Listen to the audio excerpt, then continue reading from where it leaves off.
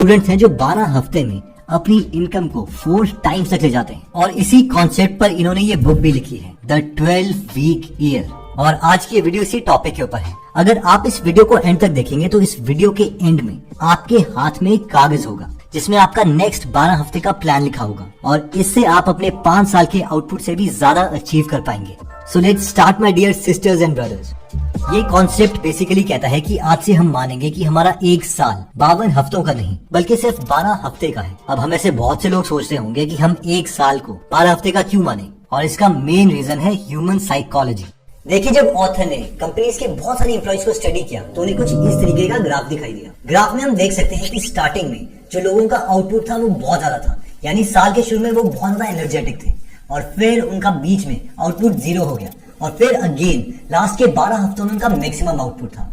Even उन्होंने notice किया कि जो कंपनी का मैक्सिमम रेवेन्यू है, यानी वो पैसा जो कमाती है, वो सिर्फ आखिरी के क्वार्टर में कमाती है, यानी आखिरी के 12 हफ्तों में। देखिए, जो लोग हैं वो आखिर के हफ्तों में बहुत ही कम प्रोक्रास्टिनेट करते हैं। वो पूरे के पूरे फोकस्ड थे। उन्हें एग्जैक्टली पता था कि साल खत्म होने से पहले उन्हें करना क्या है, और इसी की वजह से इस कॉन्सेप्ट ने जन्म लिया कि अगर किसी को लाइफ में जल्दी सक्सेस चाहिए तो उसे नई नॉलेज नहीं चाहिए, बल्कि जो एग्जिस्टिंग नॉलेज है उसकी एग्जीक्यूशन चाहिए, यानी उस पर एक्शन चाहिए, और उसे एक एथलीट के माइंडसेट को यूज करना पड़ेगा, जो कि है पीरियडाइजेशन। जो ओलंपिक लेवल के एथलीट्स हैं वो पीरियडाइजेशन की टेक्निक को यूज करते हैं। बेसिकली इस टेक्निक में होता यह है कि वो 4 से 6 हफ्तों के लिए सिर्फ एक ही स्किल पर काम करते हैं और सिर्फ उसी स्किल में उनका एक्सट्रीम फोकस होता है। For example, our own best wrestler Sushil Kumar कहते हैं कि वो सुबह 4 बजे उठते हैं और उसके बाद वो क्लास में जाते हैं और अपने कोच से पूछते हैं कि नेक्स्ट 15 दिन तक उन्हें क्या ट्रेनिंग करनी है, और एक बार जब ये डिसाइड हो गया कि नेक्स्ट 15 दिन तक करना क्या है, तो बस वो उसी स्केड्यूल को रिग्रेसली फॉलो करते हैं। अब इससे पहले कि हम ये देखें कि नेक्स्ट 12 हफ्तों में करना क्या है, हमें ये समझना पड़ेगा कि इन 12 हफ्तों में हमारा माइंडसेट होना क्या चाहिए। और इस माइंडसेट में 4 चीजें आती हैं, जिसमें पहली है अकाउंटेबिलिटी। इसे समझने के लिए एक स्टोरी सुनिए।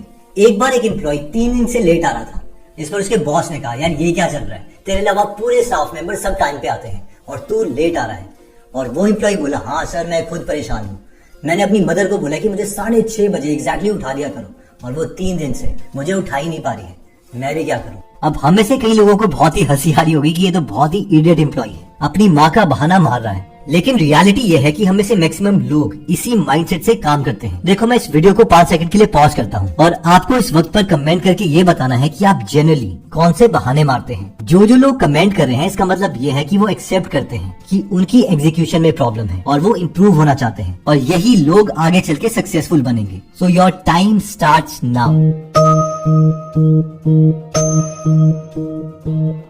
देखिए, होता यह है कि हम हर रोज कंफर्ट चूज करते हैं और बहाने मारते हैं कि हम कुछ नहीं कर पाए। इसमें गलती किसी और की है। इवन इस पर एक पूरी बुक भी लिखी गई है जिसका नाम है एवरीबडी इज रॉन्ग बट मी, यानी हम सब यही सोच रहे हैं कि हर इंसान गलत है सिर्फ मुझे छोड़कर। लेकिन जो लोग ये समझ जाते हैं कि उनकी लाइफ इंप्रूव इसीलिए नहीं हो रही है क्योंकि इसमें गलती सिर्फ उन्हीं की है, वो लोग कंफर्ट छोड़ देते हैं। अगर हमें कंफर्ट छोड़ना है तो हर रोज सुबह हमें उठकर खुद से ये सवाल पूछने हैं। पहला, क्या आज मैं सक्सेस चूज करूंगा या फिर कंफर्ट? सेकंड, क्या आज मैं अपनी फैमिली की कंडीशन इंप्रूव करने के लिए काम करूंगा या फिर कंफर्ट चूज करूंगा और इंस्टाग्राम रील्स को स्क्रॉल करता रहूंगा? थर्ड, क्या आज मैं अपनी हेल्थ को इंप्रूव करने के लिए जिम जाऊंगा या कंफर्ट चूज करूंगा और सोशल मीडिया में टाइम वेस्ट करूंगा? 12 हफ्तों में 1 साल का आउटपुट लेने के लिए सेकंड क्वालिटी हमें चाहिए कमिटमेंट की। इस कॉन्सेप्ट को समझने के लिए ऑथर कहते हैं कि एक बार वो और उनके डैड गार्डन में वॉक कर रहे थे और उनके डैड ने कहा कि कल तुम्हारे प्रिंसिपल का फोन आया था कि तुम स्कूल में अच्छा परफॉर्म नहीं कर रहे हो और हो सकता है कि वो तुम्हें निकाल दें। ऑथर ने देखा कि उनके डैड इस बात से बहुत दुखी थे। उन्होंने अपने डैड को प्रॉमिस किया कि वो इस साल हर सब्जेक्ट में एज लेके आएंगे। इस पर उनके डैड ने उन्हें चैलेंज किया कि अगर तुम हर सब्जेक्ट में ए लेके आते हो तो मैं तुम्हें $500 दूंगा, वरना तुम मुझे $500 कहीं से भी अरेंज करके दोगे। ऑथर इस बात के लिए मान गए और उन्होंने स्कूल में इसके लिए बहुत मेहनत करी और हर सब्जेक्ट में परफेक्ट ए स्कोर भी लेके आए। इस स्टोरी में लेसन ये है कि कमिटमेंट और इंटरेस्ट जो है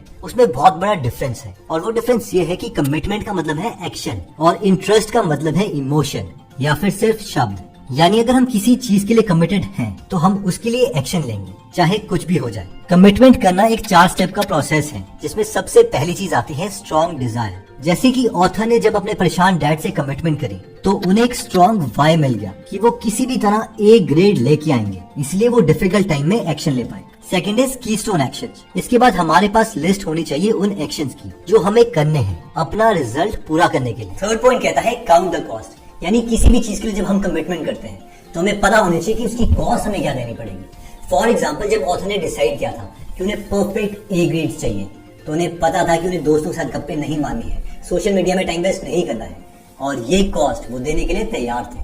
fourth is act on commitments not feelings, यानी बहुत बार ऐसा टाइम होगा जब हमें एक्शन लेने के लिए मन नहीं कर रहा होगा। फॉर एग्जाम्पल 5 बजे उठना है तो ठंड के दिनों में शायद उठने का मन ना करे, लेकिन अगर एक्शन नहीं लिया तो हम कभी भी मोमेंटम नहीं बना पाएंगे, और अगर मोमेंटम नहीं बना तो बार बार उसी काम को दोबारा से स्टार्ट करना पड़ेगा, जिससे हम अच्छे रिजल्ट्स अचीव नहीं कर पाएंगे। थर्ड माइंडसेट जो हमें 12 वीक ईयर में चाहिए वो है greatness in the movement. Author कहते हैं कि वो और उनकी वाइफ दोनों कैंसर सर्वाइवर्स हैं और वो जानते हैं कि प्रेजेंट मूवमेंट का कितना बड़ा रोल है। हम लोग लाइफ में कुछ मिस ना कर दें, इसलिए हम इतनी सारी चीजें एक साथ करने लगते हैं कि हम लाइफ में हर चीज मिस कर देते हैं। अगर लाइफ में हमें कुछ भी मीनिंगफुल करना है तो हमें एथलीट्स की फिलॉसफी अप्लाई करनी पड़ेगी, जो कि है प्लेइंग इन द जोन। कोई भी एथलीट जैसे कि विराट कोहली तब महान नहीं बने जब उन्होंने रिकॉर्ड तोड़े, वो तब महान बने जब वो हर रोज थकने के बाद भी 2 घंटे और प्रैक्टिस कर लेते हैं। नॉर्मली अगर वो किसी और शहर में घूमने भी जाते हैं तो भी वो हर रोज जिम में आते ही आते हैं। इन शॉर्ट, वो हमेशा अपने प्रेजेंट मूवमेंट को परफेक्ट करते हैं और उन्हें पता है कि अगर वो प्रेजेंट को परफेक्ट कर देंगे तो फ्यूचर में वो ऑटोमेटिकली सक्सेसफुल हो जाएंगे। 12 हफ्ते के माइंडसेट को सीखने के बाद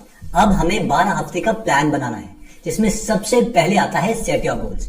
आप कोई भी पेज लीजिए या गूगल डॉक या नोशन जो भी आप यूज करते हो, और सबसे ऊपर लिखिए गोल्स, और इसके नीचे हमें 3 गोल्स लिखने हैं। अब ये जो 3 गोल्स हम डिसाइड करेंगे वो हमारी लॉन्ग टर्म विजन के साथ अलाइन करने चाहिए। फॉर एग्जाम्पल, अगर मैं एक अच्छा वीडियो एडिटर बनना चाहता हूँ तो आज जो मैं स्किल सीख रहा हूँ वो एक्चुअल में मुझे अच्छा वीडियो एडिटर बनने में हेल्प करनी चाहिए। एक और बात, ऑथर ने रियलाइज किया कि जो भी लोग 3 से ज्यादा गोल्स रखते थे वो कभी भी अपना प्लान एग्जीक्यूट नहीं कर पाए।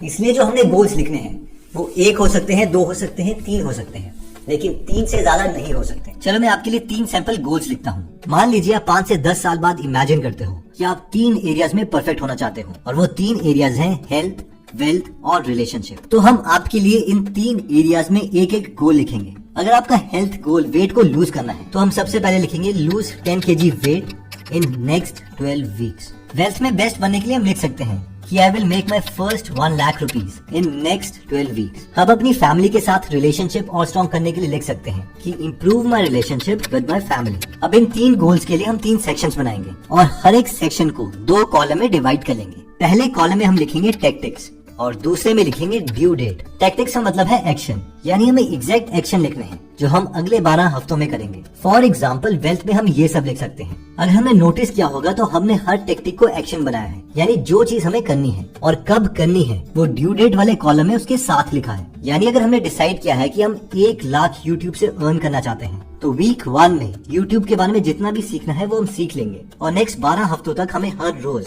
12 बेस्ट वीडियोस बनानी है। इसलिए हमने इसमें ड्यू डेट में ईच वीक लिखा है। अब ये जो प्लान हमारा बन गया है इसे हम तभी फॉलो कर पाएंगे अगर हम इस कॉन्सेप्ट को समझते हैं, जो है आर यू अ वेरिएबल और अ कांस्टेंट। इमेजिन कीजिए कि आप और आपका एक बेस्ट फ्रेंड है जो रूम में बैठे हैं। कल आपको कोई बहुत इंपॉर्टेंट काम है और परसों आपके साथ जो फ्रेंड बैठा है उसे कोई बहुत ज्यादा इंपॉर्टेंट काम है, for example business meeting etcetera. अब इमेजिन कीजिए कि फोन बजता है और आप दोनों के बाकी फ्रेंड्स का फोन आता है कि यार हमने घूमने जाना है कहीं पर, कल या परसों का तुम दोनों प्लान बना लो। अब आपसे मेरा सवाल ये है कि आप दोनों घूमने का प्लान कब का बनाओगे, कल का या परसों का? अगर कल का प्लान बना तो आप एक वेरिएबल हो, यानी आपकी प्रायोरिटीज को कोई सीरियसली नहीं लेता, क्योंकि आपकी खुद अपनी प्रायोरिटीज पर कमिटमेंट नहीं है। कमिटमेंट बनाने का बेस्ट तरीका है अपने टाइम को ब्लॉक करना, यानी जब आपने डिसाइड कर लिया है कि इस टाइम पर ये काम करूंगा तो फिर बस वही काम होगा, चाहे बीच में कोई भी आ जाए। अपने 12 वीक के प्लान को एग्जीक्यूट करने के लिए आप 3 तरीके से अपना टाइम ब्लॉक कर सकते हो। फर्स्ट आता है स्ट्रेटेजिक ब्लॉक, यानी हर हफ्ते हमें 3 घंटे निकालने हैं सिर्फ ये सोचने के लिए कि मैं कर क्या रहा हूँ। फॉर एग्जाम्पल, हर सैटरडे हम 9 से 12 का टाइम रख सकते हैं और हम उस टाइम पर इंट्रोस्पेक्ट करेंगे कि जो भी मैं काम कर रहा हूँ क्या वो हाई प्रायोरिटी टास्क है या नहीं। अगर वो नहीं है तो हम अपने गोल्स को रिफाइन करेंगे।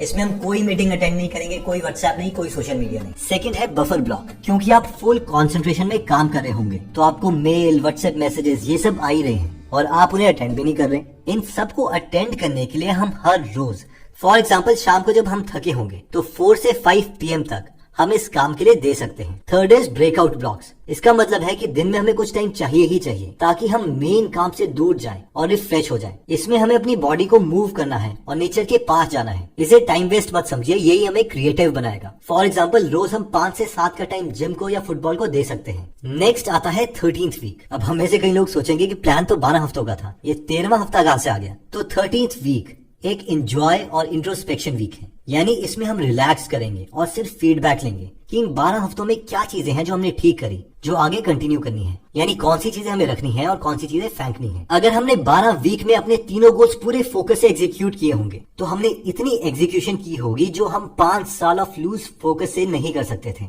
और अब हम इस 12 वीक ईयर की हैबिट को बना सकते हैं, यानी 13वें हफ्ते के बाद दोबारा से 12 week of focused work followed by relaxation of 1 week. अब 5 पिटफॉल्स हैं जिसकी वजह से ऐसा हो सकता है कि आप अपना 12 वीक प्लान पूरा ना कर पाओ, जिनमें पिटफॉल नंबर 1 कहता है your 12 week plan does not align with your long term vision. यानी पहला रीजन जिसकी वजह से आप अपना 12 वीक का प्लान एग्जीक्यूट नहीं कर पाओगे वो है कि अगर बीच में आपको डाउट आ जाता है कि यार जो मैं काम कर रहा हूँ वो फ्यूचर में एक्चुअल में मुझे सक्सेसफुल बनाएगा कि नहीं, और अगर ये डाउट आ गया तो आप क्विट कर दोगे। Pitfall number 2, you art staying focused. अगर हमने अपने 12 वीक के प्लान में 3 से ज्यादा गोल्स रख लिए हैं तो हम फोकस लूज कर देंगे और 12 वीक प्लान को पूरा नहीं कर पाएंगे। फॉर एग्जाम्पल इन 3 गोल्स की जगह आप साथ में ऐड कर देते हो buying a house, writing a book, starting a blog, starting a service company etcetera, तो समझ लो एक्चुअल में इनमें से कुछ भी नहीं होगा। Pitfall number 3, you don't make the tough choices. जिसका मतलब है कि जब हम ये लिस्ट बना रहे हैं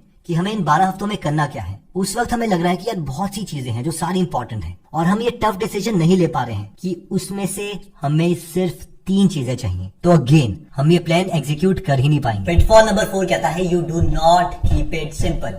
जिसका मतलब है कि गोल के नीचे हमें सिर्फ 1 या 2 टैक्टिक्स लिखनी थी, लेकिन आपने उसे ओवर कॉम्प्लेक्स कर दिया है। फॉर एग्जाम्पल लेट्स से कि अगर आपने वेट लॉस करना था तो उसके नीचे सिर्फ हम 2 चीजें लिख सकते थे, डाइट एंड एक्सरसाइज। लेकिन हमने क्या किया, हमने लिखा हम योगा भी करेंगे, हमने लिखा मेडिटेशन भी करेंगे, हमने लिखा हम स्विमिंग भी जाएंगे। और एक्चुअल में होगा क्या, देखने में प्लान अच्छा लग रहा है लेकिन जब हम उसे एक्चुअल में एग्जीक्यूट करेंगे तो हमसे एग्जीक्यूशन ही नहीं होगी। Pitfall number 5, you don't make it meaningful. बहुत से लोग गलती ये करते हैं कि वो प्लान में वो चीजें ऐड कर देंगे जो उन्हें लगता है कि दूसरों की नजर में इंपॉर्टेंट है। फॉर एग्जाम्पल आपको पता है कि आपका गोल बिजनेस करना है, लेकिन आप अपने गोल में लिख देते हो हायर एजुकेशन, क्योंकि आपको ऐसा लग रहा है कि अगर मैंने ये एग्जीक्यूट कर दिया तो दूसरा इंसान मुझे इंटेलिजेंट समझेगा। दोस्तों 12 वीक ईयर एक बहुत ही पावरफुल प्रोडक्टिव टूल है और अगर आप चाहते हो कि आपके किसी फ्रेंड या फैमिली मेंबर की इससे हेल्प हो तो आप उनके साथ इसे व्हाट्सएप में जरूर शेयर करें and I know it will change their life. Anyway